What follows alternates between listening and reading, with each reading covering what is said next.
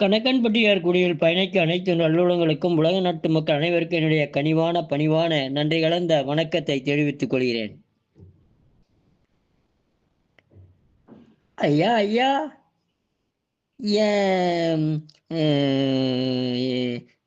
கோச்சுக்காதீங்க ஐயா, உங்ககிட்ட கொஞ்சம் கேட்குறேங்க ஐயா. அட, இதுல என்ன இருக்குது, தாராளமா கேளு. இல்ல, என் என் முகம் வந்து கொஞ்சம் நல்லா பார்க்கறதுக்கு நல்ல லட்சணமா இருக்கணும். அப்ப நீ என்ன லட்சணம் இல்லாம தான் இருக்கிற இப்போ? ஐயா, லட்சணமா இருக்கிற, இருந்தாலும் இந்த சொர சொரன்னு மூஞ்சியெல்லாம் கடுகடுன்னு இருக்குது. அதுக்கு நல்ல என்னமோ சொல்லுவாங்களே, இந்த முகத்தை பார்த்தா மகாலட்சுமி மாதிரி தேசஸ் மாதிரி இருக்கணும்னு சொல்றாங்களே ஐயா, அது மாதிரி இருக்கிறதுக்கு என்னங்க ஐயா பண்ணணும்? அட, எல்லாருக்கும் இதுதான் ஆசை, உனக்கு மட்டுமா ஆசை? இதை கேட்கறக்க இப்படி தயங்கி தயங்கி கேட்குற?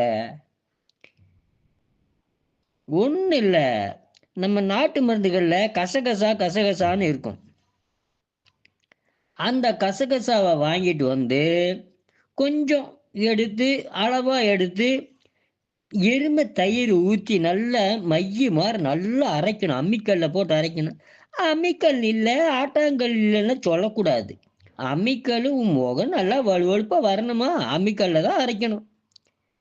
நல்லா வழுவழுன்னு நல்லா மைய மாதிரி அரைச்சி, அதை நீ வந்து முகத்துல தேய்ச்சிட்டு வா. ஒரு 15 நாள்லயே பாரு, முகம் சுருக்கமெல்லாம் போய் 60 வயசு நீயே நல்ல 20 வயசு முகம் போல பல பல சுருக்கமெல்லாம் போய் நல்லா இருக்கும். ஐயா, அப்படி ஐயா, கண்டிப்பா செய்தரனுங்க ஐயா நானு. வாழ்க வளர்க உயர்க, நன்றி வணக்கம்.